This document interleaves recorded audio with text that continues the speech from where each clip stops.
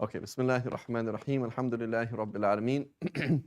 Wassalatu wassalamu ala Sayyidil Anbiya'i wal Mursaleen. Allahumma allimna ma yanfa'una.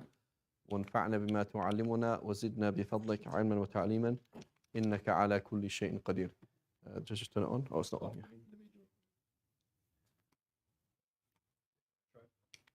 There we go.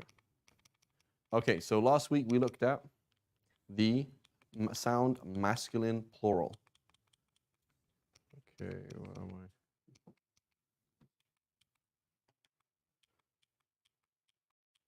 Can you click on the other one? Just on the top, there's the. Oh, you mean scroll up a little bit? No, just that there's two files. It seems like they have two the other tab. Okay. Where it says, I think it says Unit 6, textbook. Yeah, the one that says textbook. Just on the top. Yeah, just the other tab where it says textbook. You just. If you it's right at the top, there's the tab. It says textbook. Just this one. Yeah. So click on the other one. Yeah. There we go. Okay. So what we looked at last week, we looked at the sound masculine. Assalamu alaikum. Sound masculine plural. Okay. Mikola, lights on, please. I'm just Mikola. We looked at the sound masculine plural. It was very, very simple. We saw words like Muslimun, and we made it plural by becoming. So Muslimun became. What happened to the word Muslimun? It became Muslimuna, right? That was very simple, right? So something you can do, again in Salihun, Salihuna, Fasiqun, Fasiquna, etc. Very simple, right? All with, and this is all masculine. Okay, these are all masculine, okay? So when I say masculine, it doesn't really mean masculine or male. What it means is just default, normal. Now, if I'm going to specifically talk about a female, I'm going to say, for example, Salihah, which means a righteous woman. Salihah. Okay? And now, there's going to be a sound feminine plural. What does that mean? It means it's sound in that I'm not going to break the plural. So we're going to see broken plurals as well, right? So when you have a sound feminine plural, we're going to do the same thing. We are going to take off the ta marbuta and we're going to add alif ta. So salihatun becomes salihatun. Salihatun, right? Salihatun, which means one female righteous woman. Salihatun, a group of female righteous women, right? Mu'minatun, right? So we have, or amina, right? Amina, which means somebody who is safe. Amina, okay? Or amina, which means somebody who is trustworthy. Right? These are two different names, right? And frequently we have people say the word amna, right? You use that often in amna, which is like, I think you have it used in Pakistan, amna, or perhaps in India as well, amna. But that's just a shortened version of amina. They're just shortening it, right? So, but amina, which means a trustworthy woman, right? Someone who's Amin. The Prophet's name was Al-Amin, right? The trustworthy. So you're going to say Al-Aminat, trustworthy women. Aminat. So all you're doing is taking off the ta marbuta and adding Aminat. Okay? These are safe women. Aminat, women who are safe. Okay? And so all you're doing is doing the same process, taking off the ta marbuta, which is and changing it into an alif ta. That's all. Super easy. Okay, that's called the sound feminine plural. It's sound in that the stem is still there. Muslim is still there. Salihah, salihah. You haven't changed it to something else. So also, for example, something like a broken plural is when you say something like alim and ulama. Ulama means scholars. Okay, well, where's the word alim then? Like the word alim has gone. So that's broken, right? And that's a bit of a headache, and we're going to see that in a second, okay? But this is the sound feminine plural, okay? Sound feminine plural, okay? So what I'm going to do now is we want to identify it, okay? We're going to identify it on the next page, and then we're going to come back to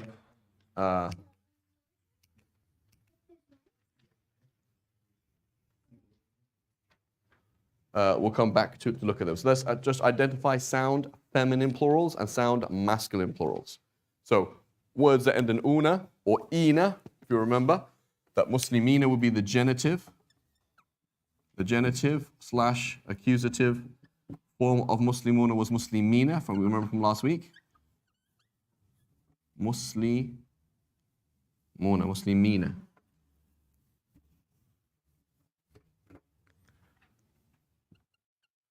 Muslimina.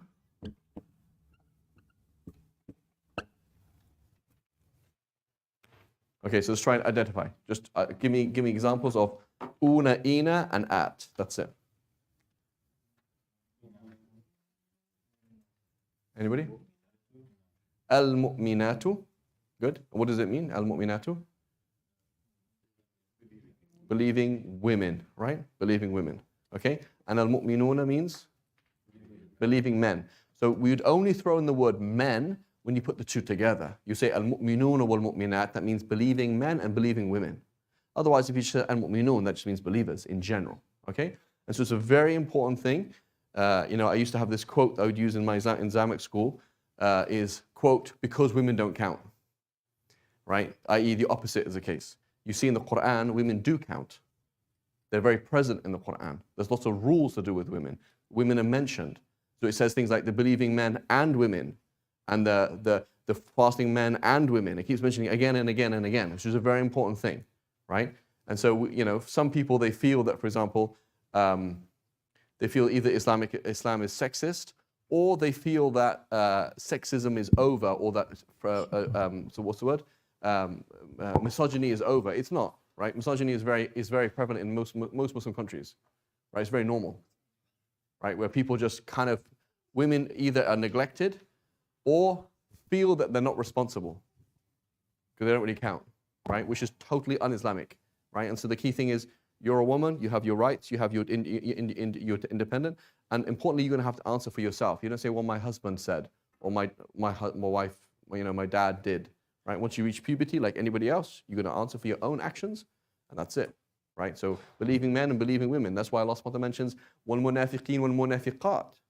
There wasn't just fake Muslims in Medina messing things up. There's also fake female Muslims messing things up. You're responsible as well, right? And so it's very important you have your own spiritual independence. You are not your husband, you are not your dad, you're not your brother, right? And so being led, having a leader, is different to being not being independent. Okay, so anyway, believing men and believing women. Any other examples? In that same Al-Muslimin wal-Muslimat. Good. So Muslim men and Muslim women. What's the difference between a mu'min and a Muslim? Believer. Versus somebody who does Islam. So Islam, right? If you believe La ilaha illallah Muhammadur Rasulullah, you know it as a fact and you accept it, you're a believer. If you don't apply it, that's something else. You're not really doing Islam. Okay? So if you know Islam and you accept it, I accept it. I'm not rejecting it. Right? Then you are a believer. And then if Allah subhanahu wa ta'ala has promised you Jannah at one time, you will go to Jannah at one time, if you die in Iman, right? But Islam is when you actually do it. The Prophet defined Islam as you say the Shahada, and you do the prayer, and you do this, and you do that, etc., right? So it's on another level, okay? Any other examples? Muslimun, Sabirun, Sabirat. So Sabirun, the men who are patient. Sabirat, women who are patient, right? And so what does it mean to be patient? Patient does not mean that you deal with difficulties. MashaAllah, I'm being patient. Patient is that you do ihtisab. I know who's sending this to me. Allah sent me cancer. Allah sent me this difficulty at home. Allah sent me this difficulty with work. And I accept that I'm okay with it. That's sabr, as opposed to, yeah, I'm just being patient. You're not being patient because you keep complaining every single time I talk to you, right? Like whenever I talk to you, it's always something wrong with your wife. That's not called being patient. Patient is, there's an issue that I'm dealing with, alhamdulillah, I know it's good for me. I'm glad, I'm okay with that. That's sabr, right? That, it's difficult, but you see that why you're doing it, right? It's like you work someone at the gym. Like, this is very hard, but I'm going to do another 2 sets of it. That's sabr, as opposed to, I'm not doing this anymore, forget this. That's not sabr, right? Okay, so sabirun, sabirat, good. Other examples that we have? Which lines did we do? We did, okay, number, let's look at وَعَدَ اللَّهُ الْمُؤْمِنِينَ وَالْمُؤْمِنَاتِ جَنَّاتٍ. What do we notice here? Where are our examples there? Why does it say mu'mineen as opposed to mu'minat, as opposed to mu'minun? Why is it changing from mu'minun to mu'mineen?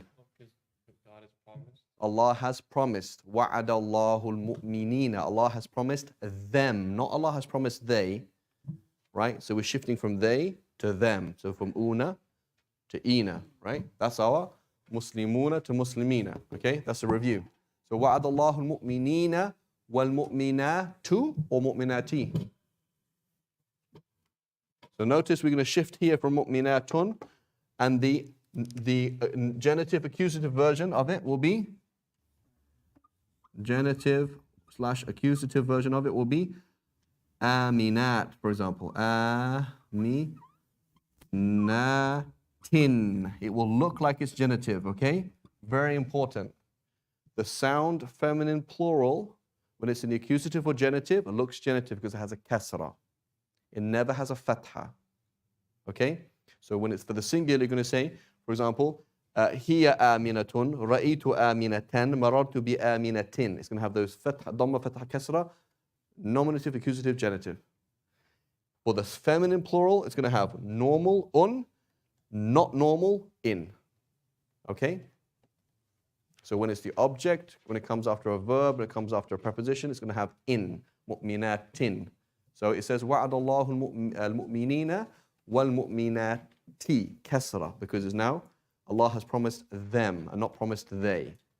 And then it says jannatin. Is jannatin sound feminine plural? Yes.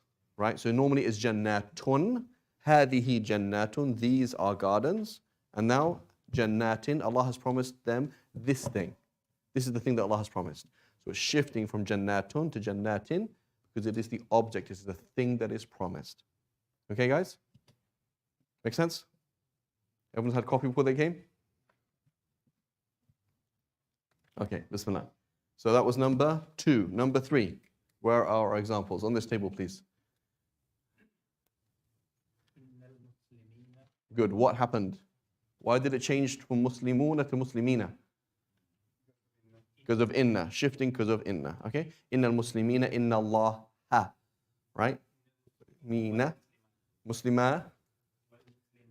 T. Notice, not muslimatu. So T, because it's now the nominative, it's the genitive accusative thing, and it has a kasra. Okay? Mm-hmm. Mm-hmm. And that's it?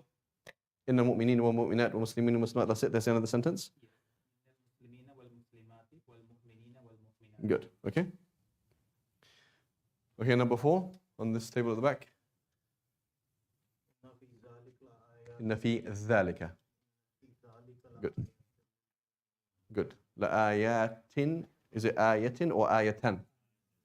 Okay, so what's the difference between ayatan and ayatin? Ayah, one. Ayat, plural, right? So when we're first learning Arabic, we're supposed to learn to read. Remember, we always do ba and bu and boo, and like, why do we do this, right? But if you don't do the short and long vowels, you change the meaning, right? Right? You say, oh, this is, you know. So when you change these things, they change it drastically. Okay. So ayatan, there is a sign. Okay. So inna is making the word ayatun become ayatan. Indeed, in that there is a sign.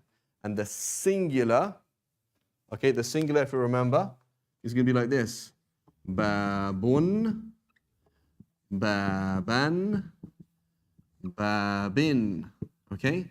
I could say, for example, jannatun, jannatun, jannatan,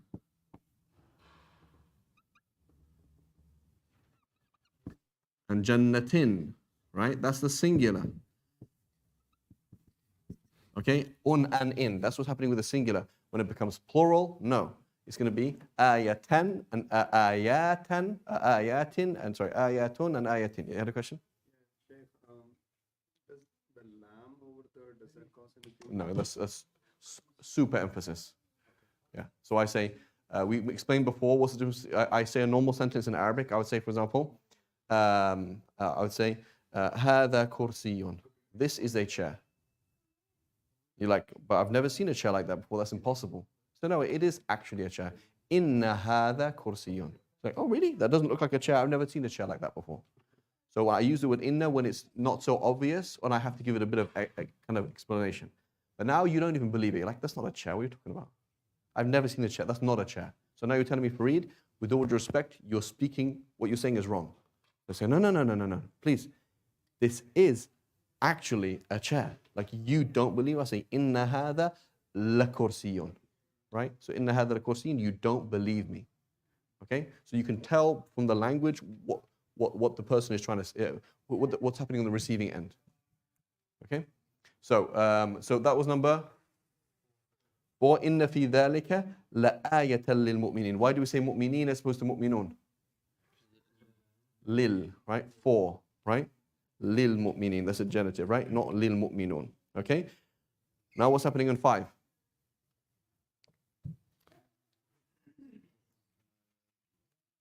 Inna fi, what does it say?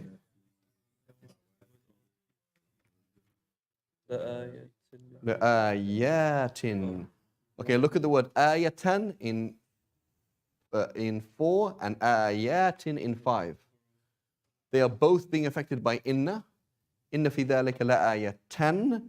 And then the second one, inna fi khalqi samawati, is it? That's one. Inna fi. Wa inna fi samawati wal ardi la ayatin. So inna is affecting the word ayatan, and inna is affecting the word ayatin in exactly the same way. It's the same structure. Same structure exactly. What's happening to the sign of the word is changing. Because in 4 we have a singular feminine. So we have this word.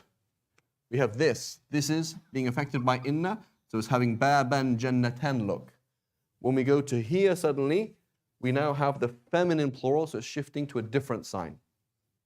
Right? So when we first talk about signs and states, we're like, what's the difference between like accusative and fatha?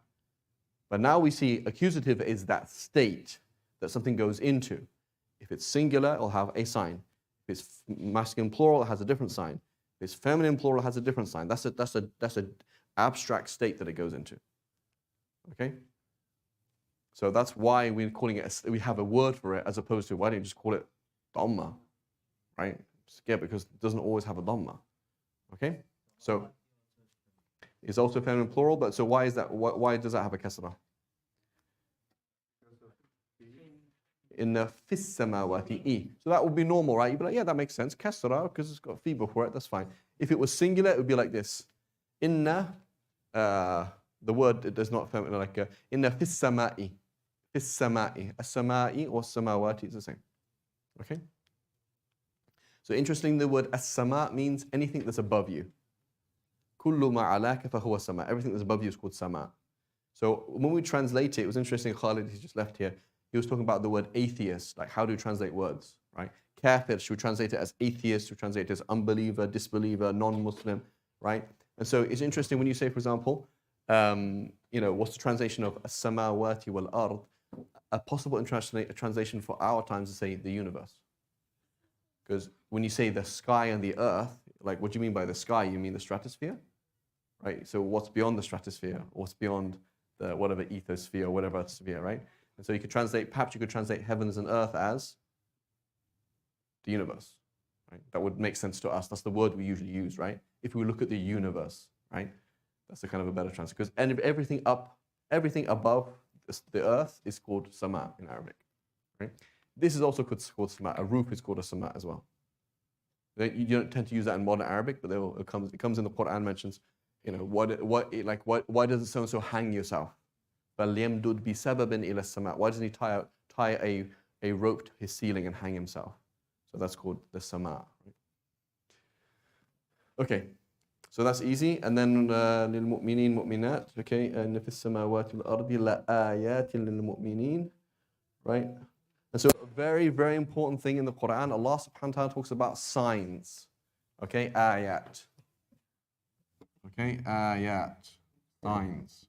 This comes, I don't know how many, maybe 2,000 times in the Quran, right? Now, a sign is only useful if you are literate. Okay? But if you are illiterate, you cannot read the sign. Okay? So there is a bull coming in the door right now, and it is very angry, and it's going like this. Right? Everybody would stand up and run because we understand the sign. If you can't hear, if you can't see, or you don't know what that is, then you don't react to it in a proper way. So there is the Quran, which is speaking to us. Obviously, it's words that we know, but the world is full of signs non-stop. And the problem is, why don't we pick it up? Why isn't why isn't the world a continual khutbah for us? Is because we are spiritually dead, right? And so you can become spiritually literate and spiritually alive, or you can become spiritually dead and spiritually illiterate, where somebody sees something but they don't see something, right? It's just blatantly obvious. It's there in your face and you just don't see it, right? Brother, was it you that you mentioned had enough of Mr. Musk? Who was it? Yeah, like, so there's a certain point where it's like, let's go for it, right? Let's do it, right? It's a nafs thing, like, hey, I'm going to do this job and do this. And there's certain points like, where like, yes, yes, yes. And you're like, I don't want to do it anymore, right? It's a spiritual, it's obviously health issues, financial issues, but it's like, I don't believe in this anymore. It's wrong, it's a lie, right? Where you just realize this dunya isn't worth it. That rat race isn't worth it. But you lie to yourself. So in reality, all of us, it doesn't matter what we do, it doesn't matter what kind of work we have, where we live, when we live. The dunya is always the same trick. It's a letter. It's very clear. You can read it very clearly. It's all written on the wall. I am just a test. Focus on Allah.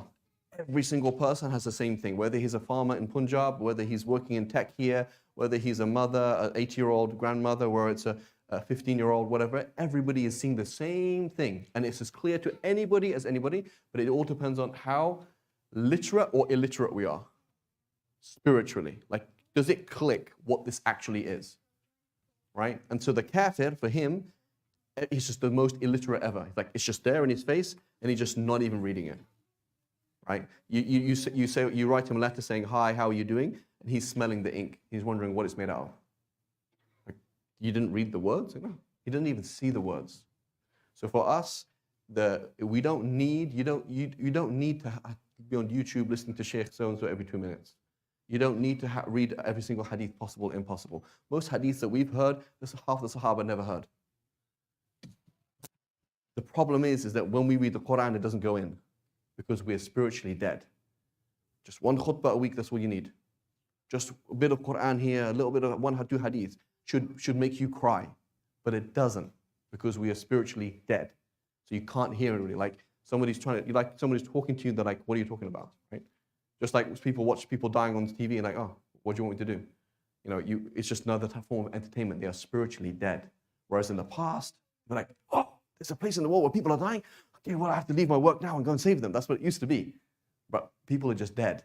So this is our goal in life. That's what the deen is here to do. You fast, you pay zakat, you pray, you do all these things, and you focus and you're trying to purify your heart so that you can read.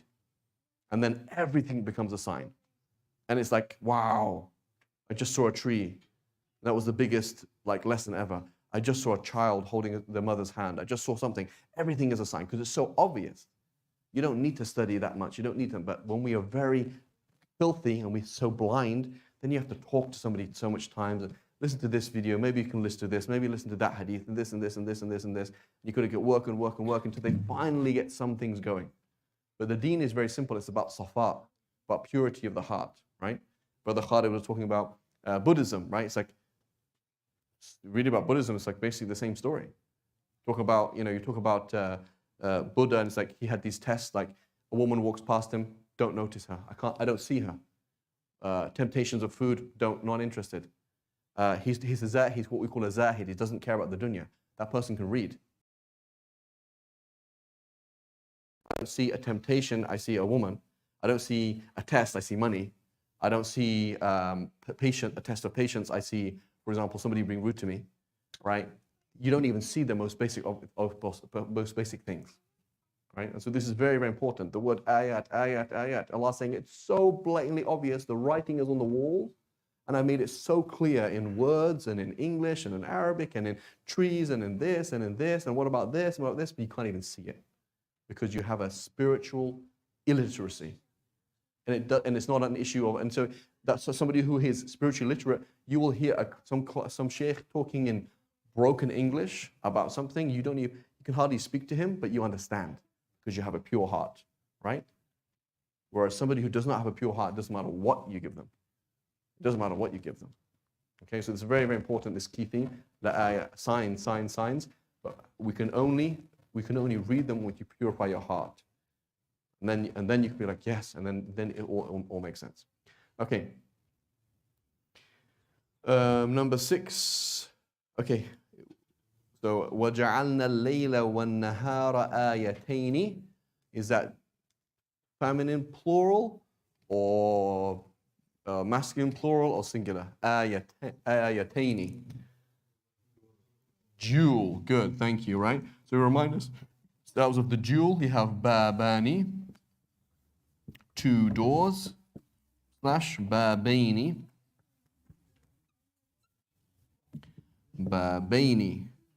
right? And then, for example, ayatani, 2 signs, okay? And then ayataini,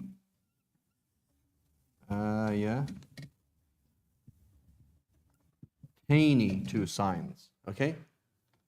So notice that it's enough that you have a, so imagine, for example, what's more important? What's more important, powerful for you?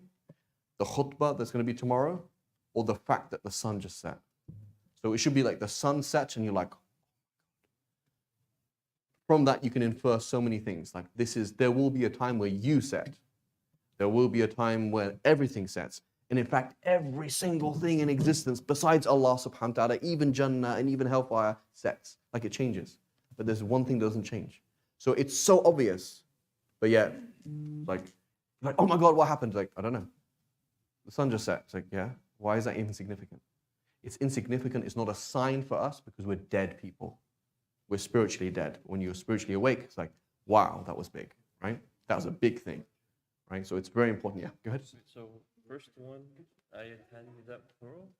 This is jewel. This one here? They're both dual? They're both jewel. So first one. So I'm a British, you have to say jewel, not dual, right? And you have to say tuna, not tuna, right? So masculine dual, then feminine? There's no difference. So when it comes to the jewel, there's no difference. It's just ani or aini, that's it. So why have both of them then? I just wrote both. Yes, like if there's no difference, then why? Like. So if the word is feminine, you're just going to keep it feminine. Like sayyara, sayyaratani, 2 cars. If it's, for example, shajara, shajaratani, kitab, kitabani, that's all. But it's not a shift. It's just, I'm just giving 2 examples. So it's just, but the point is, it has ani or aini, that's all. So normal is ani, and then accusative or genitive is going to be aini. Okay? So we made it X, so therefore X should be accusative, right? Like I made him into this, okay? So we made the sun, the day, and the night a sign, okay? And so the point of doing lots of ibadah is not to do lots of ibadah. The point of ibadah is to remove the rust. So why do you have to need to fast for a whole month? Because you're rusty and you can't see things. But otherwise, the function of the Islam is al-Hanifiyyah samha. It's like an easy deen. You just pray the Farid and pray the Sunnah if you've got time and do a bit of this, do that, and you're fine. But when you're rusty and messed up, it's like, you got to give a lot more sadaqah, bro, because you're messed up. You have to do a lot more Quran because you're messed up. You have a problem, like it doesn't fit, right? But otherwise, the fitrah is dhikr. The fitrah is that you just connect with Allah. That's just normal. That's a normal thing. That's what our children, our goal for our children, obviously it's hard, right? Is that they should just be like that. They should be pure. That they don't have to go and do lots of things. They should just there's this and this and this, and that's it. And they do avoid the haram, and they do the halal, and they do whatever small amount of ibadah, but if they're pure. And so why do we go, okay, now do dhikr, this dhikr, and now this one, and now say this istighfar, and now this? Because we're messed up. and we're trying to get back to where we're supposed to be. Right? But otherwise, you see the Prophet ﷺ, or the Sahaba, many of the Sahaba just very chill. Simple life, not very complex, because they had pure hearts. It's not difficult. Okay, so that's dual. Okay, that's just a reminder of the dual. Okay, well then we have ayataini, and then what? وجعلنا الليل والنهار آيتين فإن الجنة هي المأوى. So do we have any plural there? There's no plural there, right? Jannata is singular, right? Jannata, simple, right? Okay. أصحاب الجنة هم الفائزون. What do we have there? Good. So فائزون is what? Sound masculine plural. فائزون, فائزين, right? فائزون. What about ashab? Broken plural. So broken plural is a headache. So I get the word sahib, right? Which means someone of something. It means a friend, right? It means a friend, but it also means somebody of something. That's where you get the word sab, gura sab, right? Gura sab means like, you say the word, you say like sahib mansib means a person of a status. Sahib mal, somebody of money. So it became like Mr. That's how it came into Urdu, like Mr. So-and-so, right? You have that word naib saab, what's the word? Nawab saab or something like that, right? So he's like the person of that status, okay? So sahib ilm, the person who has knowledge. Sahib khuluq, the person who has good character, right? So this means the people of paradise. It doesn't mean the friends of paradise, right? But if you said sahibi, that means my buddy, right? My friend, sahibi, okay? Okay. So ashab is a broken plural. So sahib and the plural is ashab. Right? It's not really, but I'm just doing it for right now, just to make it easier. Ashab. So that is a broken plural. A sound plural would be sahib, sahibun. But you don't say sahib, sahibun. You say sahib, ashab. So that's a broken plural in that we broke this form and we remade something else with the same root letters. So this is really difficult. So far, Arabic is easy, it's very systematic. But broken plural is a genuine like, man, you just slowed me down a lot. Because now, I don't even know how to do that. There isn't a defined system. So every single time I need to know, okay, this word, does it have a sound plural? Yes, okay.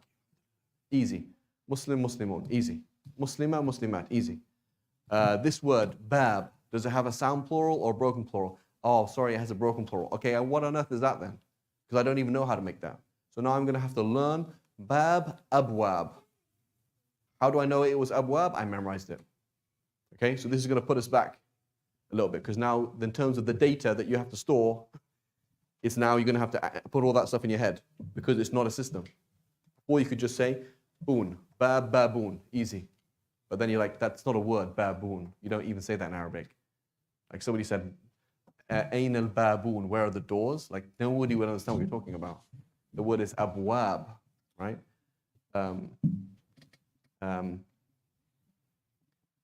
So ashab is the plural of what's it called? Of sahib. That's a broken plural. What does broken plural mean? It means there's no system.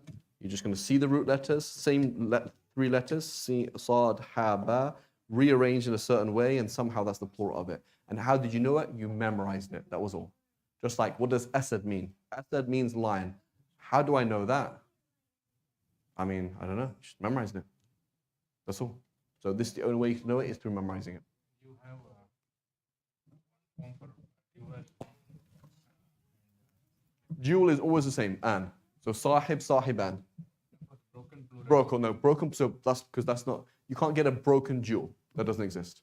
So the dual is always an or aini. That's it. You just get the singular and put an or aini. That's it. But for the dual, you have to memorize it. You mean the broken plural. The broken plural, the broken plural Does not have the it dual and plural. does not, it doesn't exist now. So it would just be a normal. So sahib, sahibani, ashab. And all the forms. That's it. Yeah. So the singular will be singular. The dual will be the same, right? So we say, for example, al-shaykhan, the two sheikhs, meaning Bukhari and Muslim, or Umar, Sayyidina Umar, Sayyidina Abu Bakr, for example, al-shaykhan, right? But shuyukh is the plural. Yes. It's going to be easy. So it's going to be ashab, ashabun, ashabin, and ashaban. It's going to be easy. So that will be easy. But the problem is, you now have to memorize all of these words suddenly, which is really annoying. How many of it? We're talking about majority. So majority of words have broken plurals. Yeah, that's like just walk out now. Like, thank you, Khalid, that was fun. Let's go now, right? You know, so it's not too difficult, but it is difficult, right? It means that each time you have to word the word, right? You said handful. Handful, yeah, alhamdulillah. Babani.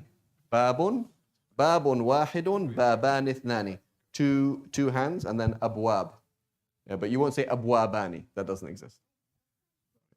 Yeah, so just babani. So whenever the dual is always the same logic. Ani or ani. Just to clarify, the reason we use the mics is for online online students, because they can't hear you, that's all. Yeah, it's not for, I know we can hear each other.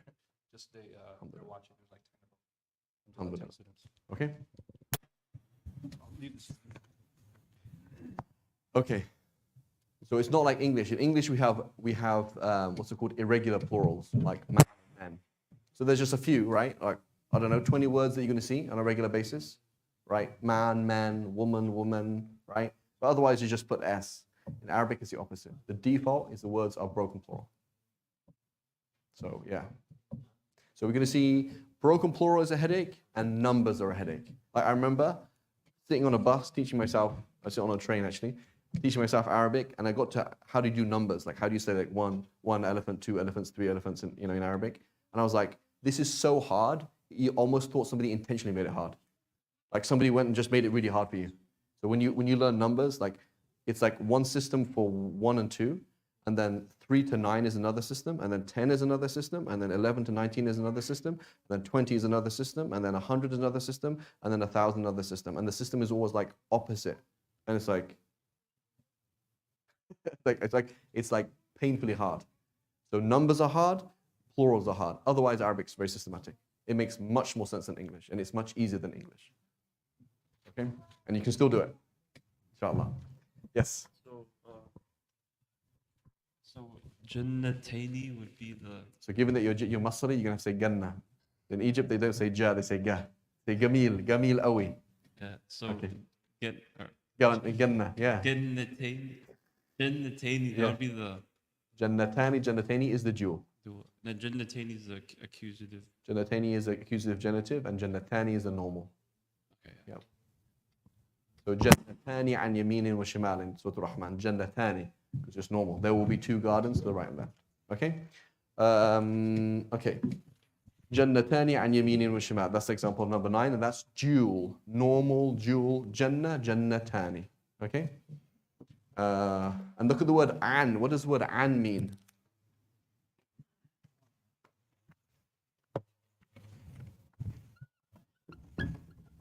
Interesting word, right? An. How do you translate it there? How is it translated in number 9? On. Right? It's just translated on. You can also translate it as off, right? The car veered off to the right, okay? So an is very much like min, which means from, okay? But it's the other side of from. So I say, for example, this is from me to you. But from my point of view, or from your point of view, it's coming away from me and going to you. So you say it's anka. It's from you. It came off me and to you. Okay? So the idea of, is it coming towards you or is it going away from you? So we translate the word an as off. Okay? We translate it as concerning. Right? Amma yatasa'alun. What are they talking about? Right? Atakallam an hadha. I'm talking about this, concerning this. Right? Because it comes off this topic or about. Okay? We translate it as from. So we're going to see in a hadith all the time. وَعَنْ أَبِي هُرَيْرَةَ رَضِيَ اللَّهُ عَنْهُ. And from Abu Hurairah. As in, it's like this hadith has come off him. Right? He's the one that gave it to us. Right? يَرْوِي عَنْ فُلَانٍ. He narrates off so-and-so. He takes a thing off that person, right? I would say وَقَعْتُ عَنْ فَرَسِي. I fell off my horse. You can also say I fell from my horse, right? He fell from the building, he fell off the building. It's a similar kind of thing, but there's a different slight sense, okay? So an is used, has quite a lot of meanings, but it's this sense of coming off something, right? رَمَيْتُ السَّهْمَ عَنِ الْقَوْسِ. I shot the arrow from the bow, i.e. off the bow. It came from here and it went away from it. The sense of something going away from something. So I'm talking about water, like I'm talking off that thing. The idea is coming away from that thing, if that makes sense. So basically, a word after and will define more. Yeah, the context, you're going to be like, how exactly am I going to translate this, right? But that's the general meaning of it. But if that's an example, it's like, it's to the, you could say, I mean, even in English, you say like to the right. So to is like going from one place to another place. So did you turn to the right? Or did you turn off to the right? Right? Like you didn't say he turned, you see he turned off the road because he was on the road, he's no longer on it. But he turned to his friend, right? So slightly different. So it's a bit complex, but that same sense of going from one thing to something else and going away from that thing. That's the idea of an, okay? Okay, so jannatani an yaminin wa an shimal, two gardens to the right and to the left. The next one, number 10. Jannat, plural. Okay, lahu jannatun na'im, he has the gardens of na'im, which is bliss. Okay, notice, is it translated as bliss or the bliss? Just bliss. So this is a side point. In Arabic, when we say the, we can be talking about generic the, right? Or I can talk about specific the. Okay? Like I say, for example, the New Yorker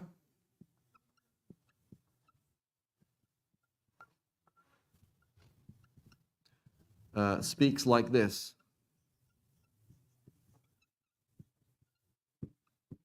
Okay. So I'm saying the New Yorker, meaning the generic person from New York, right? That's the, it doesn't mean the New Yorker, this guy from New York in front of me. It means generic, okay? So in Arabic, we use this a lot. You say, for example, هل تحب الخبز? Do you like the bread? You say, نعم أحب الخبز. Yes, I like the bread. So in English, it doesn't make any sense. Why are you saying the bread, right? So what happens then if it has an L in Arabic, I need to, when I translate it into English, I'm saying, are you talking about the guy or guys, right? Are you talking about the man or the man in general? So here we translate it as gardens of bliss, not gardens of the bliss, right? Arabs will frequently say, yeah, there's a people, they say this, there's a people, because they're trying to talk in general terms, the people, right? But you're trying to say, are you talking about generic or not, right? As opposed to the New Yorker, that's a newspaper, right, isn't it? I think isn't it? It's a newspaper, right? The New Yorker, right? That's specific now. That is not talking about, that is called the New Yorker. That is actually that thing, okay? So this is very important, okay? You're talking generically, you're talking specifically, right? And how am I going to translate that, okay? And there's a whole, when in level, this is like level 1 Arabic, in level 5 Arabic, we're going to have a whole discussion of, I think, 18 different uses of the word the in Arabic. It's very important, super important, right? And so at San Ramon, I had a whole series on rhetoric in the Quran, etc. And there was one class which was on a and the, like totally different meaning when you change from a and the, right? It's very, very important. It comes up a lot in the Quran. It's very important in fiqh. It comes up a lot of things, right? Like what is going on? But it's important to understand that just a translation. Why didn't I translate the word al as the? Because in Arabic, are frequently meaning the generic thing. And so you're talking about bliss in general, gardens of bliss in general, not talking about the bliss that I'm experiencing right now. Okay? And so there's a difference between those two. Okay. So Jannatan, the point is, yes.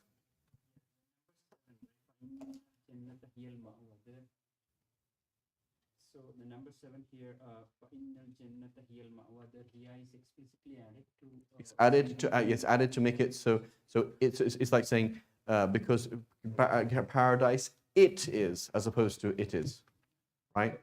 So I am the teacher. I am the teacher, right? So like, can I please speak to the manager? I am the manager, right? So there you say, inni ana al-mudir. You throw it in, like, I am the manager. There's nobody else to talk to, right?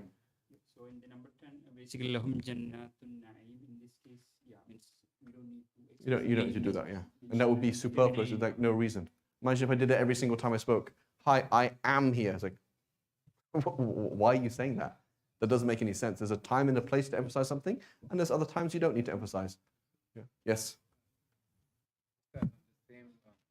So I didn't get the meaning. So in nal, it's surely the paradise, right? Why it is Yeah. So it's translating as paradise. Because in English we don't say the paradise. We just put a capital P. Right? Capital P means paradise. In Arabic it's called the garden. Whereas in Arabic, in English, it's just called paradise. We say hell and paradise. We don't say the hell, right? So in Arabic, call it the fire or the garden. Does that make sense? That's its name in English, in Arabic. Okay.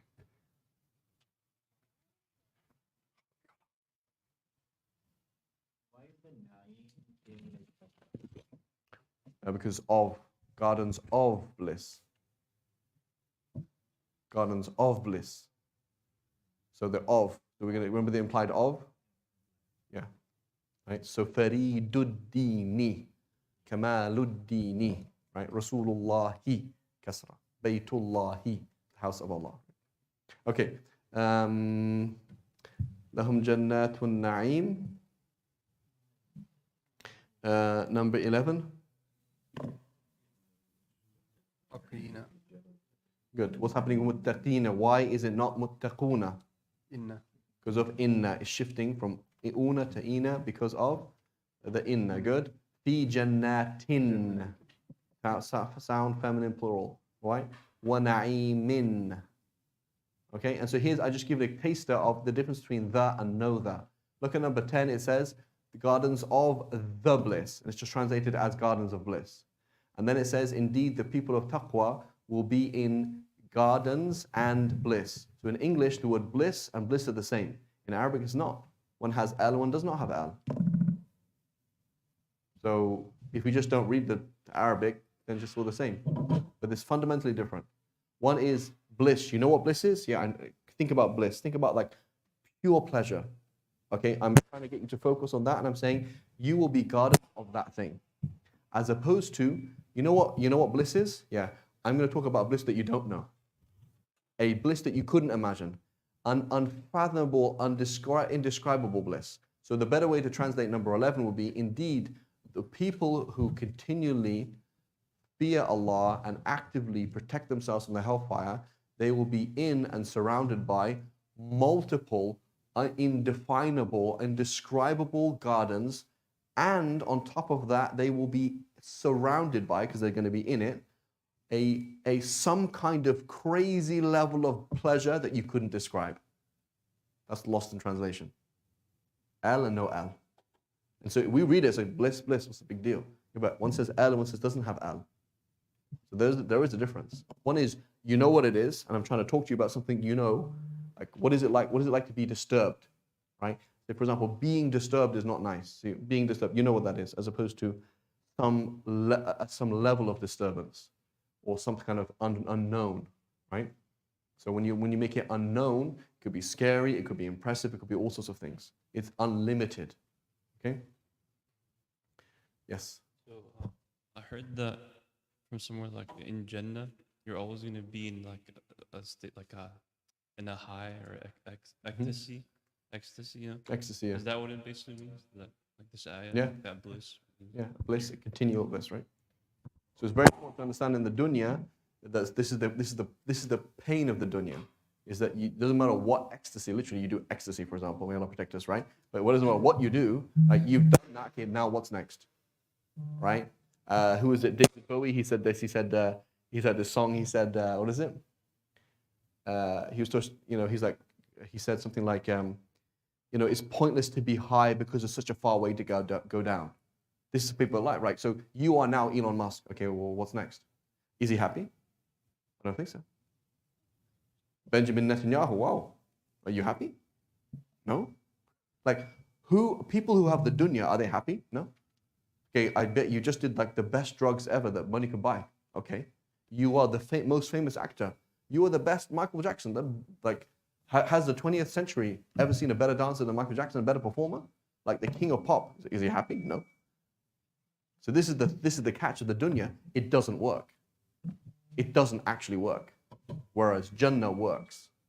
Like it is always better, and it only ever gets better, and it's always perfect, and that's it. Right? So this is the catch of the dunya. Every single pleasure goes nowhere. Right? As the Prophet ﷺ, he quoted the poet. He says, "Ala kullu shay'in ma khala Allah batilu, wa kullu na'imin la mahalata za'ilu." Says in the dunya, everything other than Allah. If you have worked on anything, you worked on your kids, you worked on your house, you worked on your business, you worked on your health, you worked on your career. Your aim was anything other than Allah. It's batil. It's just going nowhere. It's a total waste of time. Right? What was the point? وَكُلُّ نَعِيمٍ لَا مَحَالَةَ زَائِلٌ. And every single pleasure you're going to have, okay, I'm healthy now. You're going to be sick tomorrow, don't worry. You look good now. You're going to be ugly tomorrow. You will be in the grave. Your body will fall apart. Right? You will, whatever peak you've got to, is going to go down. Your intellect, your business success, every single thing will go away at one point. The only thing is, Allah subhanahu wa ta'ala. That's the only thing that's worth anything. يَا أَيُّهَا الْإِنسَانُ مَا غَرَّكَ بِرَبِّكَ الْكَرِيمِ. Oh man, what's duped you that you focus on anything other than Allah? That's the dunya, right? That's the dunya, the trick, right? Where did you lose focus? Okay. Okay. So anyway, that's a side point. The point is jannat, jannatin, sound, feminine, plural. Easy. Okay. So remember, guys, just focus on what was the key thing. All they're telling us in this class is jannatun, jannatin. That's it. If you have understood that, that's all we need to understand. Okay. Number 12. Ummahat. So ummahat is a feminine plural and broken plural. It's the plural of So you'd imagine would be ummat. Hadihi ummun. This is a mother. Hunna ummatun. You don't say ummatun, you say ummahatun. You can't, yeah, so it's kind of like, it's broken in that it's like weird, but you can kind of just say it's weird because you just throw in the ha. Now you can, some scholars they say you can use the word ummatun if you use it for animals. So female, for animal mothers you can say ummun wa ummat. And for humans you say ummun and ummahat. And maybe it's just pronunciation because it sounds easier, I don't know. Like we say child and children, right? So we understand that en is sometimes used in English, but where did the R come from? Like children, like what's that R doing? Sometimes things are just added for pronunciation. So perhaps that H is just there for pronunciation. So it is actually a normal plural, but it's just there because it sounds easier to pronounce. Allahu A'lam. But anyway, ummahat means, so they are not your mothers, right? Yes. To go back to 11. So it says jannatin wa na'im, right? So there is no in. So how do we know there is a? There's no what, sorry? It says in gardens and in bliss. That is the English translation. Oh yeah. So it should be gardens and bliss. Jannatin wa na'im. So it is garden and bliss. If I literally. Yeah. So the word in is extra in English. It shouldn't be there. That's incorrect. It should say indeed indeed. So it should say a better translation is indeed the people of taqwa shall be surrounded in many amazing gardens and a great amount of bliss. That would be a better translation, but not and in. The word, yeah, because that's different, right? Yeah, so that's just extra. That's not that, yeah. Okay, number 12, number 13. So number 12, Yes. the structure ummahatu hum. There, yeah. So hum means there. That's something new. Like, why is it like at the end of it? Because it's saying literally the mothers of them. So in reality, it's the same structure as of, right? You say Rasulullahi is the same structure as ummahatuhum. So the mothers of them is actually the same structure as the implied of. Okay. So you say in Arabic, you don't say my car, you say the car of me. And you say your house, you say the house of you. Baytuka. Like I say Baytu Zaydin, the house of Zayd, and I say Baytuka, the house of you. Yeah, so here's hum. So the hum means them. Okay, but the mothers of them. So not them, the mothers of them. That's what it's saying. Ma hunna And it just reminds us of the uses of ma as well. When we said ma has about 40 different uses in Arabic, but of the most common usages are three: not, ma, what, and then that which as a relative pronoun. Right? هذا ما أردت. This is what I wanted. The thing that I wanted. This is that which I wanted. So that which. Okay? So not. When I say ما هذا, what is this? Or هذا, ما هذا. So هذا, ما هذا كرسيا. This is not a chair. ما هذا كرسيا. Say ما هذا. I use ma to mean what, and then I use ma to mean not, which is pretty confusing to be fair, right? But it is used a lot. Yep. Just to get another example, how do you say their cars? سيارتهم. So سيارتهم. cars of them.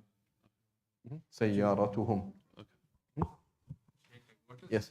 hunna means here? Ma. So hunna is them, feminine plural. Yeah. We're going to come back to that and see in a second. This is part of Unit 6 as well. So hunna is the feminine version of hum. Hum means they for masculine. Hunna is they for feminine. Okay. Yes. Wait, would it be because plural, like cars, multiple cars? سيارات. سياراتهم. Yeah. سياراتهم. So سياراتهم, their car. سياراتهم, their cars. Okay. أنتم مسلمون. What do we have there? Muslimun, sound, normal, masculine, plural. Okay. Hum qawmun. Is that plural? No. Qawmun is plural, but not plural. It's plural in meaning, but it's not plural in reality. So that's why we say hum qawmun, right? Just like we mentioned, even in English, you see on the elevator, they say, this elevator, the capacity of the is 15 persons. You're like, why are you saying persons? You mean people? No, not really, because technically speaking, I'm a person, we are two persons, and there's three persons, right? That's the real plural of person is persons, right? And people is singular, and peoples is the plural of that. We use it, we normally say people for plural person, but that's not technically the plural. The plural of person is persons, right? And so we just don't use it that very much, right? But people means singular. Right? The peoples of North America, i.e. which different people there are, right? The peoples of Central Asia. Right? So it's the same kind of thing. We use the word people as plural, but it's not actually plural. Right? You also Yes. have qa'imun, right? Qa'imun, that's something else. Qa'imun, that means people standing people. Yeah. That's plural proper because Plural of it's qawm, is that of qa'im. Ana qa'im, antum qa'imun. I am standing, you are standing. I am a stander, you are standers. Qa'imun. Qawmun. Yeah, Yes. still not able to comprehend what you said. No, So qawmun is still It's still singular in that it is a people. We are a people, but just the sense of the word people is that it's plural. but the hum is not singular here. It is home is plural, masculine plural. Okay, So then they are a people. Right? Hum qawmun. Okay, number 15. Nahnu ansarullah. We are the helpers of Allah, the helpers of the cause of Allah. So ansar is broken plural. Okay, so nasir, the plural of nasir is ansar. That's annoying. How did I know that? I had to memorize it. Oh my God. Right? That's very difficult. Yes. Oh, Okay, go ahead. With the plural of qawmun be It's qawwamun? aqwam. Oh, How did I know that? I memorized it. Right? And just to make life easier, sometimes you have three plurals. Like, what? So I have three plurals for one word? Yeah. I was like, oh my God, give me a break. It can be like that sometimes. like what would be the use case for each type of plural? So sometimes it has a different meaning. So in what we call today classical Arabic, I would say bait is a house or a room, and buyut as houses. But bait also means a line of poetry. So and if I refer to lines of poetry, I'd say abiyat. Now in pre-classical Arabic of the Quran and Sunnah, you could say buyut or abiyat. That would mean both. That means houses. But now we would use this plural for one thing and that plural for another. So you have two different plurals. Sometimes different contexts. Like you say, for example, Shaykh, Shuyukh, right? So Shaykh and Shuyukh. So you say, but you say, for example, Mashyakha. Mashyakha is also a plural of Shaykh, but is used only, again, it's used in a particular genre of literature when people are writing lists of their hadith teachers. So you say, Mashyakhat Fulan. He has a list of his sheikhs in hadith. And that's a specific term. But originally you would have it, so that's now like over time it's been used for a particular thing over something else. Right? But don't worry about that too much. I'm trying to think of another example. Yeah, and then we also have different types of plurals. You have plurals that are used for a few and plurals that are for many. Like what is it? Like nujum and anjum. So najm is a star. Nujum means stars and anjum means stars. But anjum means a few stars. Ahruf means a few letters. Huruf means many letters. Right? So anjum means a few stars. Nujum means many stars. So that's a fixed pattern. Af'ul is used for a few, whereas af'ul is used for many. So that's something else that again we'll learn at maybe level 3 inshallah. So don't worry about that now. Okay. So Ansarullahi, nahnu Ansarullah, we are the helpers of Allah. Does Allah need help? So if we all go and break down the Kaaba right now, rip up all the mushafs in the world and say, in your face, Allah, what does Allah lose? Nothing.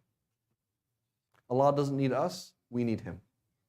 And Allah subhanahu wa ta'ala hires and He fires.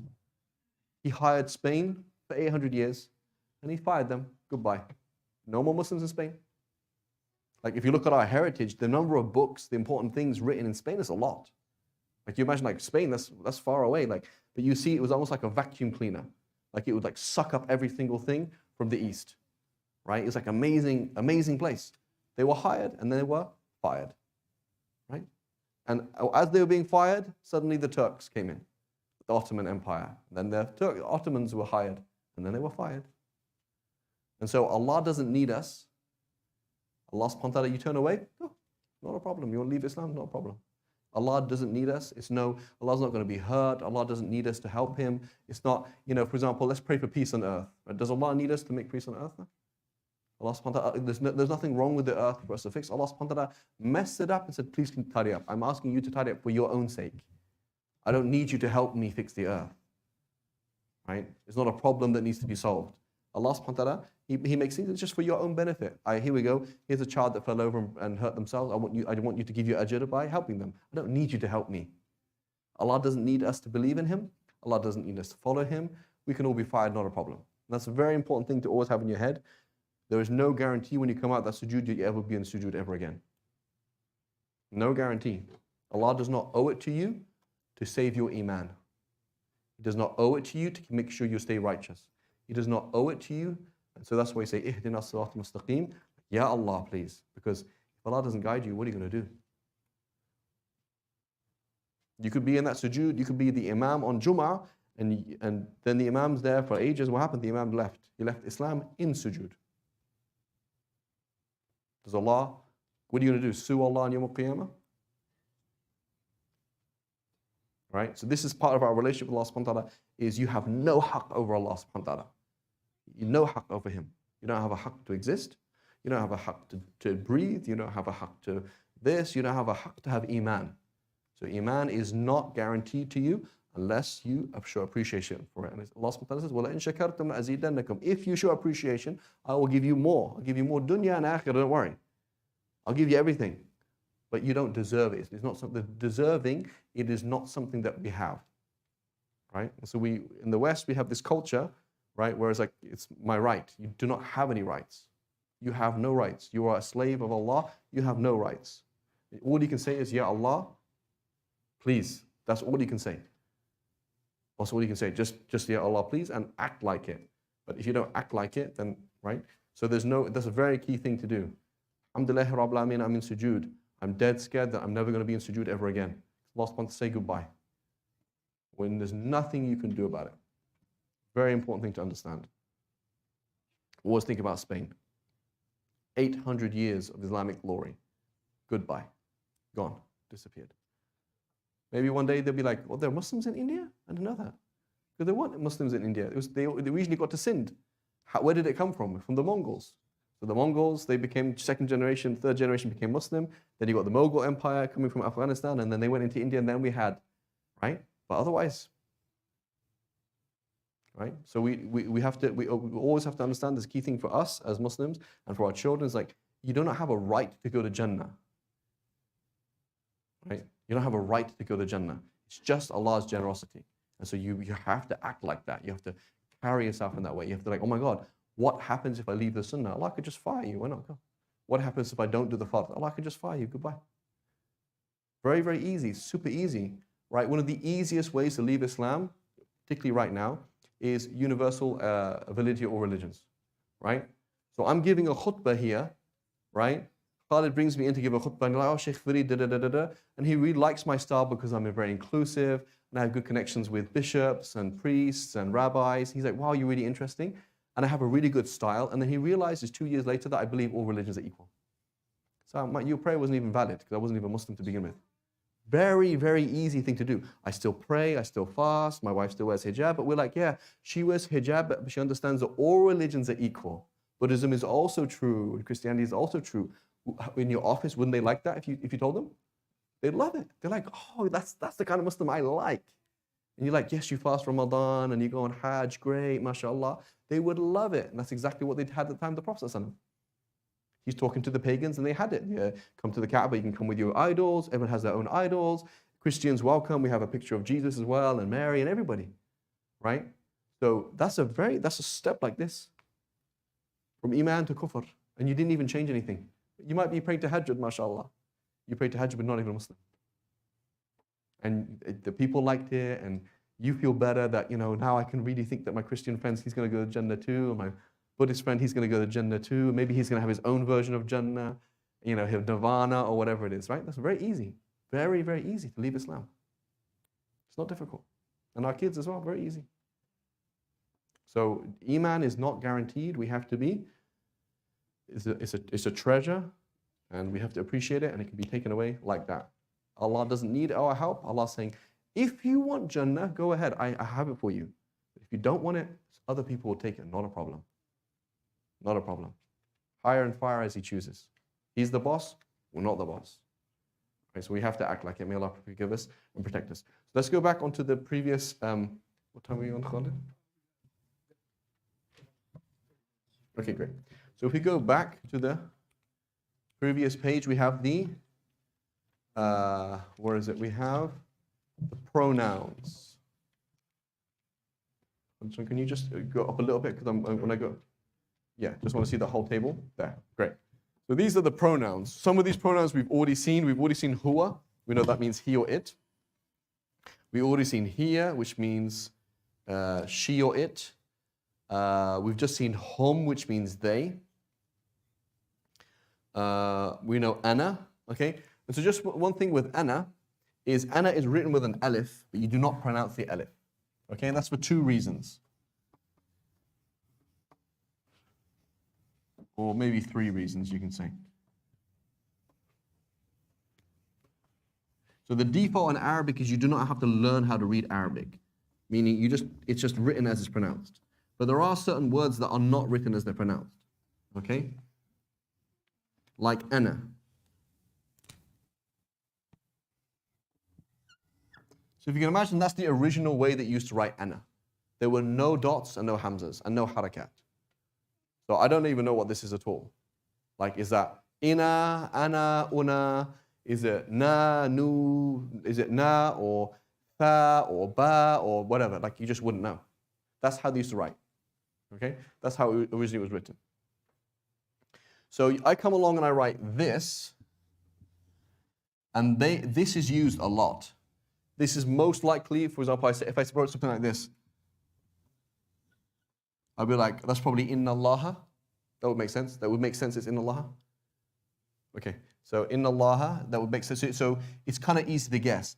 Because this is used so much, and it's frequently inna or anna, what they do is they come along and write an alif here, and say, by the way, this is a different word. And this is ana. So they put the fatha there so you know that what it looks like. Right? So they're basically using this as a code. They're not using it in a normal way. Okay? So that's one of the reasons why the alif is there. Another reason is because sometimes you will hear it. You will hear it ana. It doesn't get extended into an alif. Okay? And that is possibly because the pronoun was originally like this, anaku. Okay? Anaku. Because if you look at ancient Akkadian, which is when in ancient Mesopotamia, the cuneiform stuff that they found, right, in the like ancient Mesopotamia, all the like Epic and Gilgamesh and all those kind of things, all that stuff is written in what's called a language called Akkadian, which is very close to Arabic. And so if you read it, it's like basically the same as Arabic. It has the same grammar, the same kind of thing, but the pronouns are slightly different. So instead of saying nahnu, they say ninu. Slightly different. Instead of saying anta, they say atta. Instead of saying anti for feminine, they say atti. Right? It's very similar though. So here, their word for I is anaku. Anaku. Right? And so perhaps it was originally anaku, and then it became anak, and then it was ana, and then it became ana. So that's why they'd have that thing. It's just kind of kept like that. Wallahu a'lam. But anyway, the point is, by default, we write it like this, but we pronounce it like this. Ana, not ana. Okay, that's the default. There are some exceptions, but by default, it's always pronounced like this. Ana, and not ana. Okay? Otherwise, everything else is kind of obvious. So we have huwa, hiya, anta for you, masculine, anti for you, feminine, ana, nahnu, whether it's dual or not, right? There's no difference. Antuma for you two, and then huma for those two, masculine or feminine, right? And then hum is used for masculine, they. Hunna is feminine. Antum is you, plural, masculine. And antunna is you, plural, feminine, right? So if you look, there's certain systems here. If you noticed in the dual, everything that's dual has an alif in it. So alif is the sign of dual. So you say bani, 2 doors. Huma, those two. And tuma, you two. Right? So anything with an alif in it is going to be dual. Anything with a double noon in it is going to be feminine plural. So hunna and antunna, feminine plural. Right? And then we're going to see in verbs, dhahabna, they, feminine plural, went. Right? Yajlisna, they, feminine plural, are sitting. Right? So the na is going to be used for the feminine plural. But here the double noon, hunna, and antunna is they, feminine plural, or you, feminine plural, antunna. And then the meme is for masculine plural. Hum, that meme is used to mean you, they, masculine plural, or antum, right? And assalamu alaikum, right? Same kind of thing. Okay? So these are just a table we need to know. We saw huwa, we saw hiya, we've seen anta, anti, we don't see that much. Huma, we saw that last week. Idh huma fil ghar, we think we saw that last week when the two of them were in the cave. Antuma, we don't really see that much. But antunna and antum, right, we're going to see quite a lot. Hunna, meaning they, feminine plural. Right? So if you see on the side, it's got like 3M, 3F, 2M, 2F. They're saying 3 or more, meaning plural, right? 3F, 3 or more, feminine, right? 2M, 2 specifically masculine, 2 specifically feminine, and then 1M or F. That means so I is the same whether you're male or female. Ana, you just say Ana. Okay, that's about it. So should we start looking at the workbook? Should we have just a 1-minute break? Yeah? So I think it was easy. I added lots of tangents because it was so easy. It's just jannatun, jannatun. That's it. That's the class basically. Okay. Maybe just take 2 minutes stand up or something. Do some push-ups. Or British, we say press-ups in England.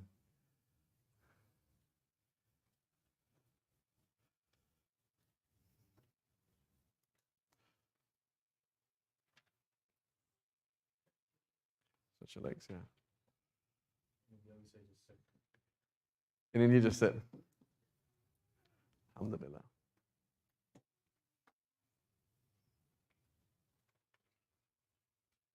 So how many Indian companies are here in the Bay Area now? A lot? Mostly it's in services, support. Okay. But are they going to take over or? Are they going to take over? No. Any, But a lot of companies, US Indian origin. A lot of CEOs, the big companies are from the Indian origin. interesting. Indirect way. Indirect takeover, yeah. But if you see, there are very less product companies from India. So, right? So it's unlikely India could take over Silicon. Okay. So what about China? China, same here. The kids, we should be doing Mandarin, right? The kids, Mikhail, we're not going to forget your Arabic class. We're doing Mandarin now, okay? Build everything separate. They have their own world. So it's world is going to kind of split into two. Okay. World with a set of technology that is built here and with. Oh, I see. The two governments, they won't let. They are not mutually. They don't want to exchange the. Oh, I see. I see. Interesting. So we cannot see as many Chinese these days as like 10 years back. Oh, I see. They are back. Oh, interesting. Alhamdulillah. Cars in China. I was watching a video. Amazing car for. It's not in like you would pay. It was an expensive car, but still, paying US for that kind of car with that kind of features is probably like you said, double of what you would pay in China. So what Biden did is like.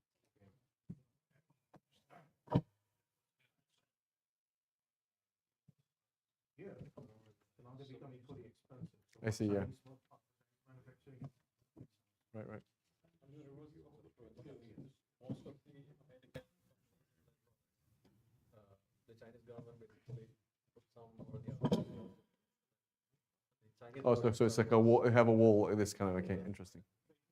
Yes, Mikhail. Yeah. Who's she? No, go stay here. Okay. Okay, guys, bismillah, let's look at the workbook then, inshallah. John, can you just click on the other tab? Sure. Still going to learn Mandarin, don't trust you.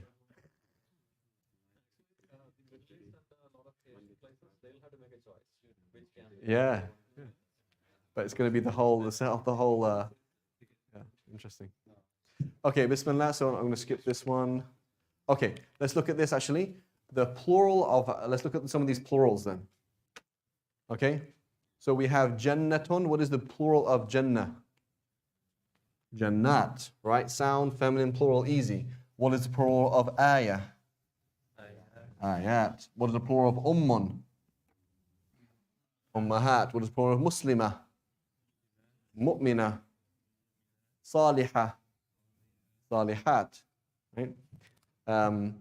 Now we have the plural of, what was the word? Aynun. So Aynun means a spring. It's a very interesting word, right? So it means a spring, as in of water. It also means an eye. It also means a significant person.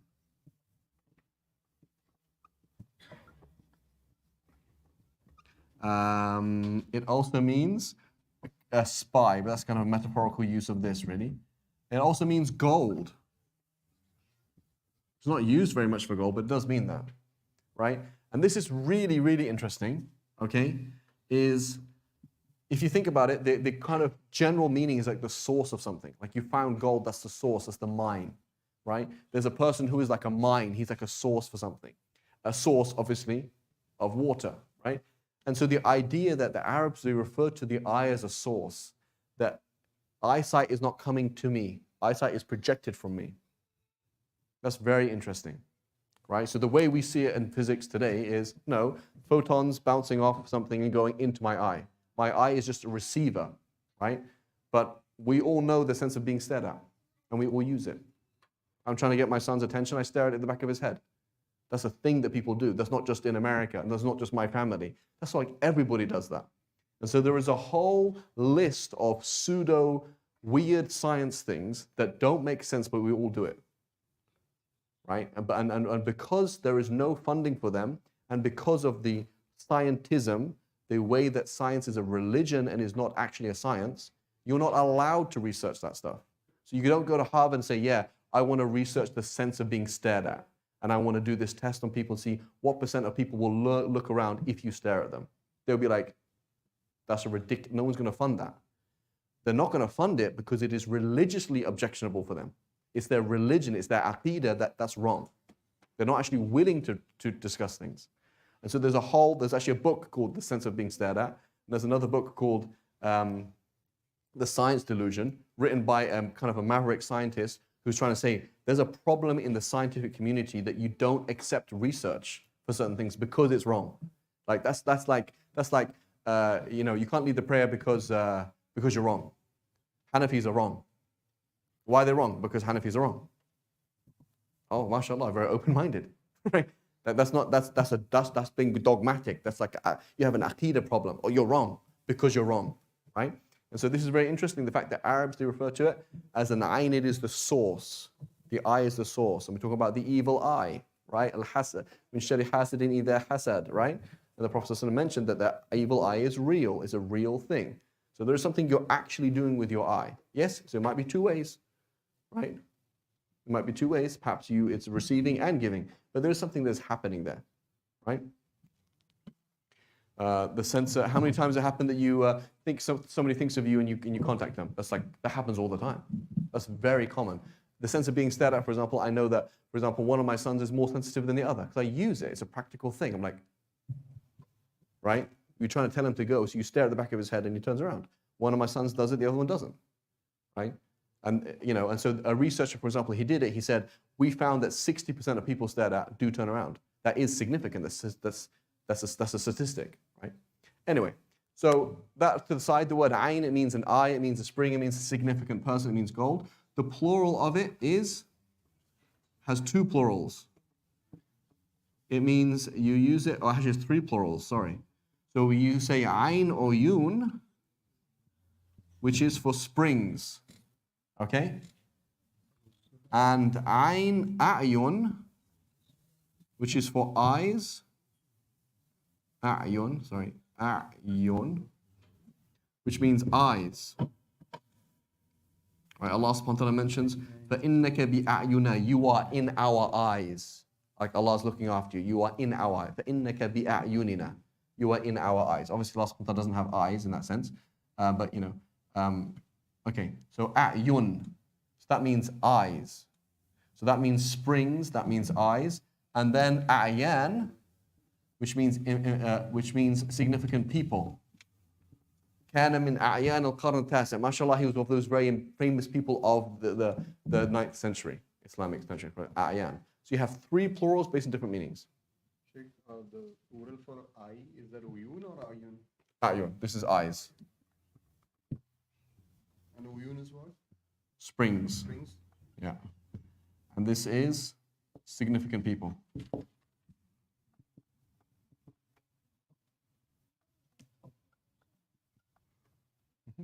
Ayn. Okay. We also use it for you say the self-same thing. Ayn, you use that in Urdu. I think ayn for like same. We use it in Farsi, ayn, right? I think you use it in Farsi, ayn. You use ayn. You say that for like the same thing. Oh, even Turkish. Oh, yeah. Yeah, use it for like same. Ayn. Ayn. It means the same thing. Yeah. Exactly. Yeah, exactly. Ayn. Yeah. Okay? Okay, so similarly, Rasul means, who knows what that means? Rasul. Okay, it has one plural, which is Rusul. That's annoying. And what's annoying about it is it sounds smaller. Rasul sounds big, so it's probably many. Rusul sounds small, so it should be few. It's the opposite. Rasul is one, Rusul is many. So that's an example of a broken plural. So again, this sets you back, right? When you're loading that Arabic, and then suddenly that loading page slowed down. Because like, hang on a minute, now I have to, every single word I now have to know. Like that was 3 plurals for 3 different words. Like subhanAllah, right? That's a difficult word, right? Like we use the word kuffar for disbelievers and farmers, so kafir and so kafir kafirun or kafir kuffar, you can use both, but you only use kuffar for farmers. You don't refer to farmers as kafirun. You say kuffar. Kuffar is farmers because they cover up the ground. They cover the other people cover up the truth, and these people cover up the ground. Okay, so that's just some examples there. Otherwise, it's simple. We know Jannah, Jannat, Ayat, Ayat. Okay. So let's fill in the gaps then. Let's use the word Muslim and fill in the gaps.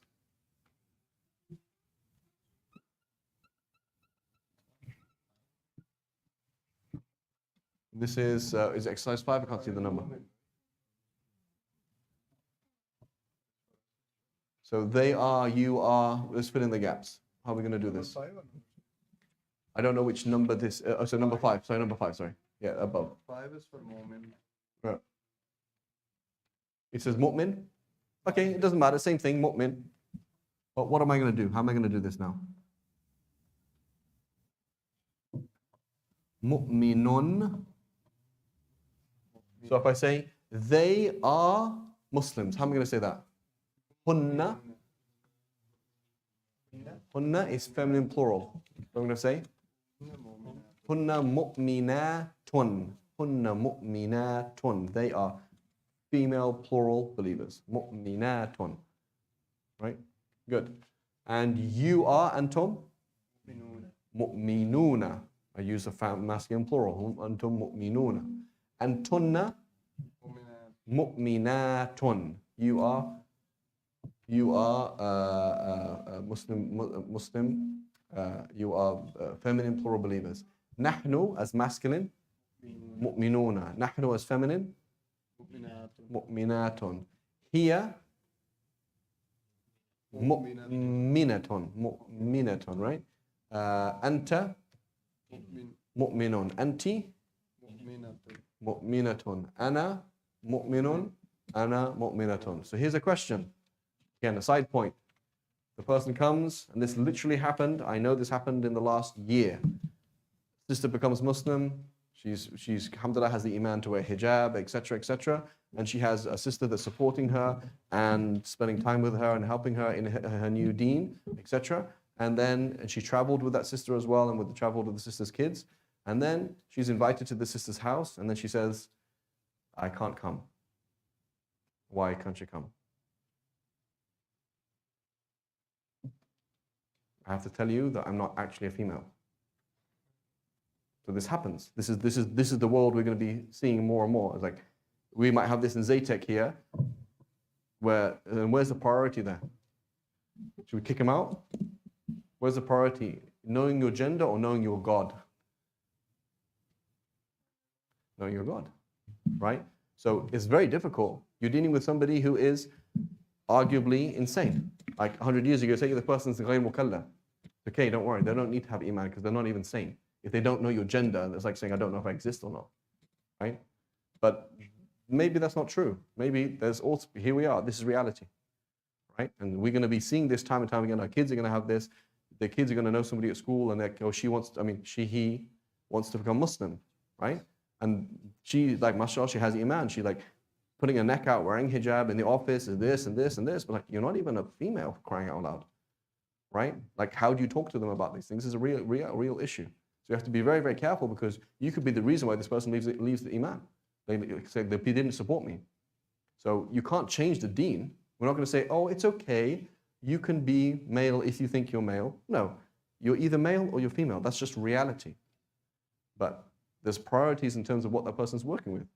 your friend lives with their girlfriend, they want to become Muslim. What are you going to say? Leave your girlfriend and then become Muslim? Is that what you're going to tell them? That's not a priority. Priority is, right? Stop smoking and then become Muslim. Stop drinking and then doesn't make any sense. So become Muslim. If you can leave alcohol, alhamdulillah. If you can't, make tawbah, right?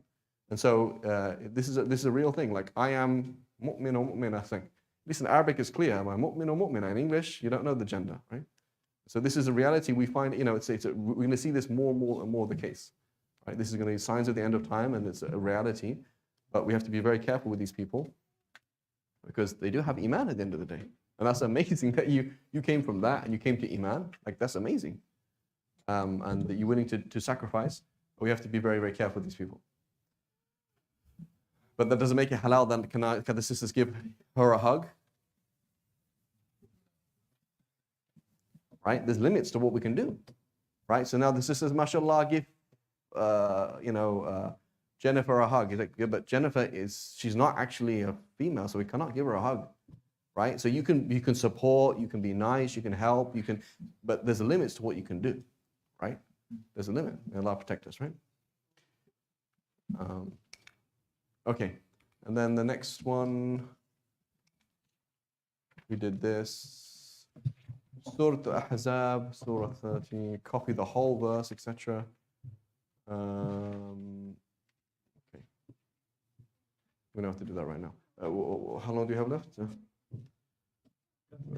15 minutes. Okay. Should we start looking at vocab, or should we do Surah Al-Ahzab? Does anybody bring Surah Al-Ahzab up? What we have? Should we bring Surah Al-Ahzab up on our phones? Yeah?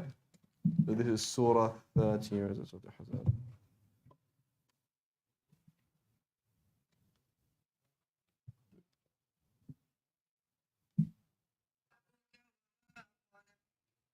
The qira'ah is very good, mashallah. What is it? Surah Al-Ahzab.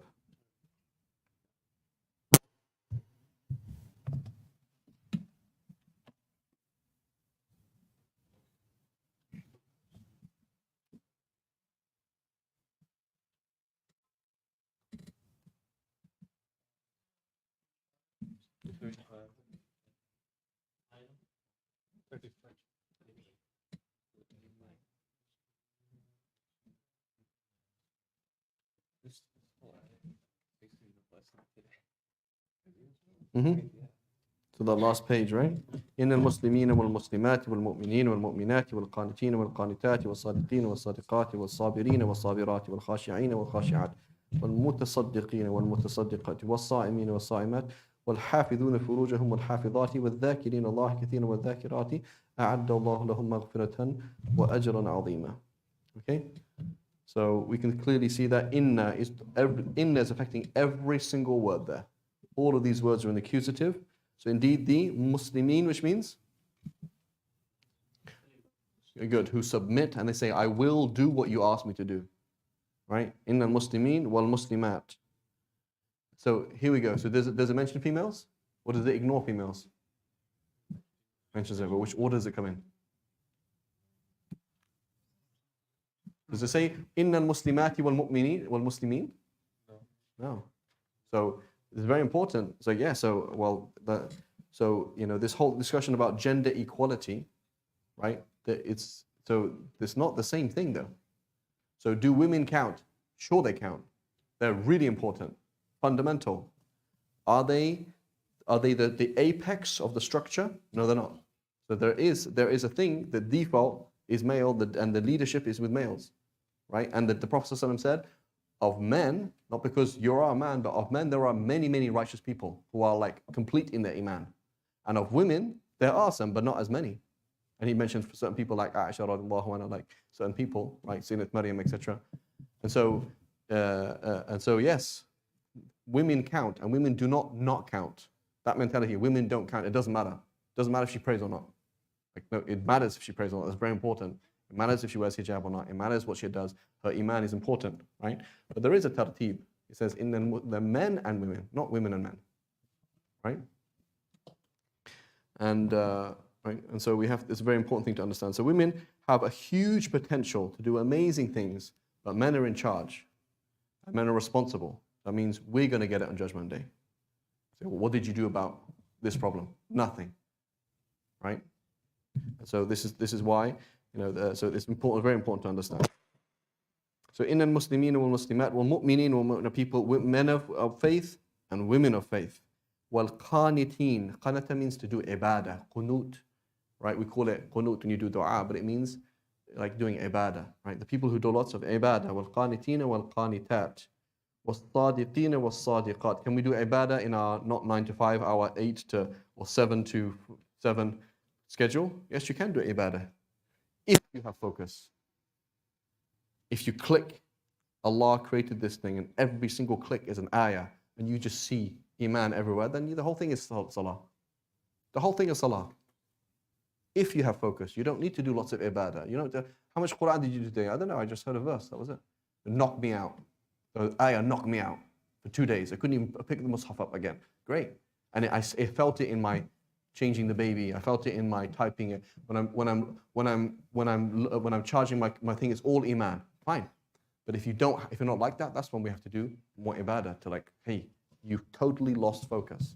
So there's nothing wrong with having a crazy schedule, an 80-week schedule, if you know what you're doing. If you say, would you be happy to die in this meeting? Wallahi al-azim, if this was the last moment of my life, I wouldn't do anything else.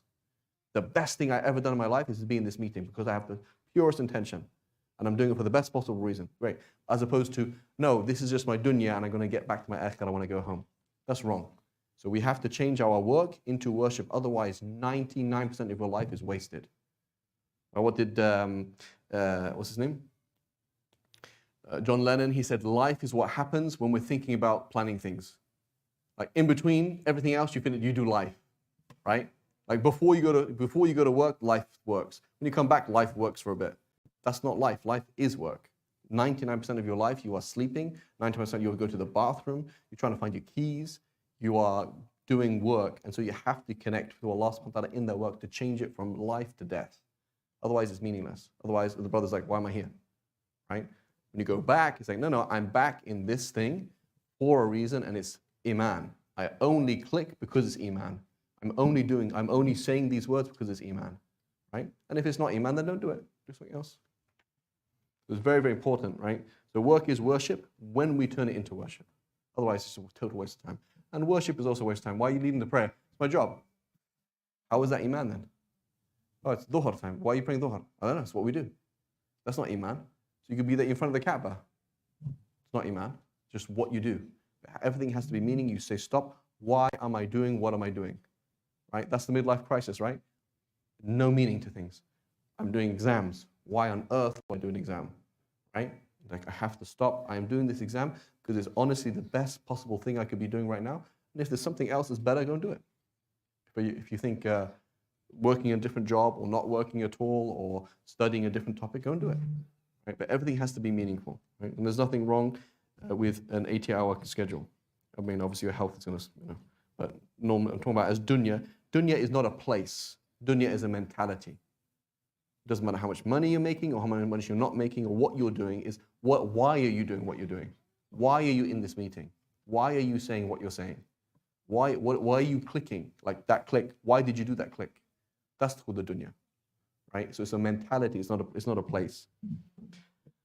Okay, was-sadiqeen was-sadiqat, people of truth, was-sabirin was-sabirat, and the people of patience, wal-khashi'een, the people who are broken and in awe. Right? When they pray, like you can see it on them, as opposed to I'm praying, right? Or I didn't know. So a good acid test: have your non-Muslim see you pray. Do you seem disturbed and shaken when you're praying, or is it like a normal conversation? Is it Muhammad is putting his head on the floor again, or is it this guy is obviously in a deep situation, like things are happening? So again, do we need to pray 1,000,000 rak'ahs? No, if we just pray properly, we don't need to pray 1,000,000 rak'ahs, but we don't pray properly. That's why we have to train. Pray your sunnahs before, correct things and make things better, right? You warm up, right? But otherwise, just pray the fard and pray it properly, and you pray it like you're a broken person. Like imagine you get a phone call, I get a phone call, was it in November? My mom calls me up, I'm gonna tell you your dad, my dad passed away in November. He's like, your dad's dead. I can't answer the phone. I couldn't even say, I can't say wa alaikum salam. I can't answer, right? That's somebody who is emotionally affected. So when we talk to Allah, like I'm talking to Allah, that's what it should be. Allahu Akbar. It should be that you are going through it's a difficult, it's meaningful, it's beautiful, it's changing. You come out of it like a broken person. Like, oh my God, I went through an experience. As opposed to, yeah, just pray. Right? So this is khushu', right? And the Prophet ﷺ, he looked up at the sky, he said, this is the beginning of the end. This is the time that this end.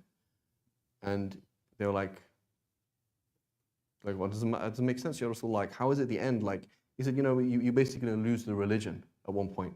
Like, how? We're going to recite Quran? And like, well, he said, no. Recite Quran doesn't do anything unless you apply it. Doesn't mean anything, right? And it's the end of knowledge. And one of the Sahaba were discussing what the Prophet said. And he said, yeah, he said, soon you're going to come to a mosque, you're not going to find a single person who is humbled in prayer. Like, they're not actually praying, they're just saying words, right? You say, was it namaz parni, right? Like, read it. But you reading it or you praying? There's two different things. Like, reading something and praying are not the same thing, right? So you don't read namaz, you pray to Allah, like you talk to Allah, which is very difficult. Like, imagine if you had to talk to your granddad right now. Like, oh my God, he's alive? Like, your face would be different, your emotions would be different.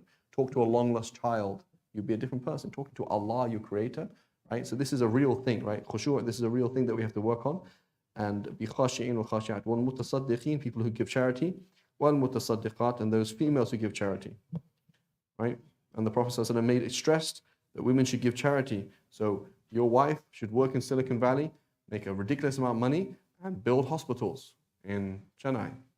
That's what you should do with your money, right? It's like you're a woman, you can make money, do things, support things, build 10 orphanages, right? That's what you should do with your money.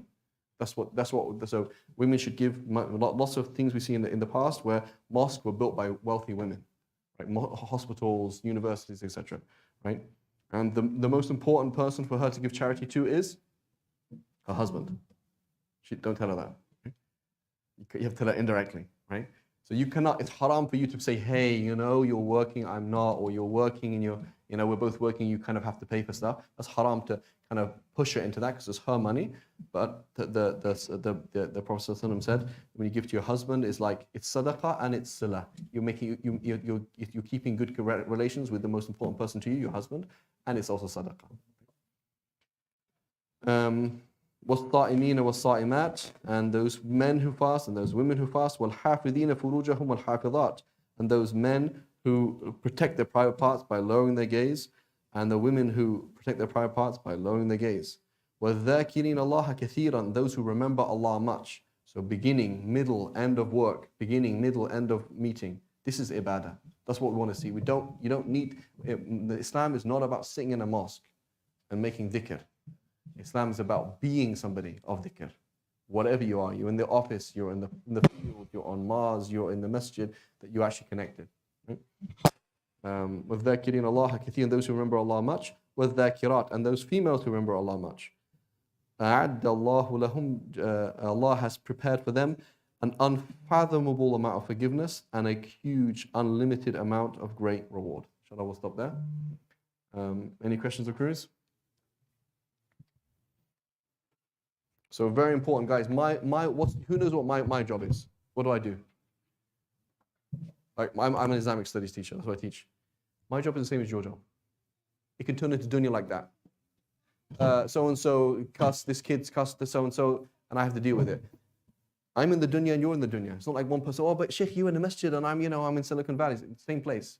It's mentality. As soon as I lose my cool and I'm not doing tarbiyah, I'm not trying to help a child get to Allah, and I'm just shouting at a child because they're annoying me, I'm in the dunya. So dunya is not masjid, not here or there. That's not. It's where are you here and here? Like, what is your drive? You opened your mouth with Allah and you close your mouth with Allah. That's called akhirah. So the same thing with you click here or click there. It doesn't matter where you are. You're in Mecca. There was a guy, a taxi driver in Mecca. He never saw the Kaaba in his life.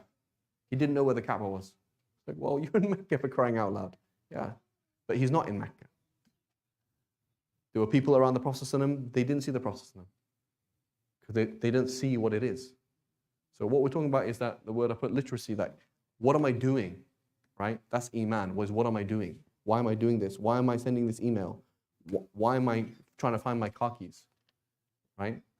And the life is, 99% of life is that. Finding car keys, going to work, trying to find out where the bill should be spent. But why did you click? That's iman, and not what you're doing.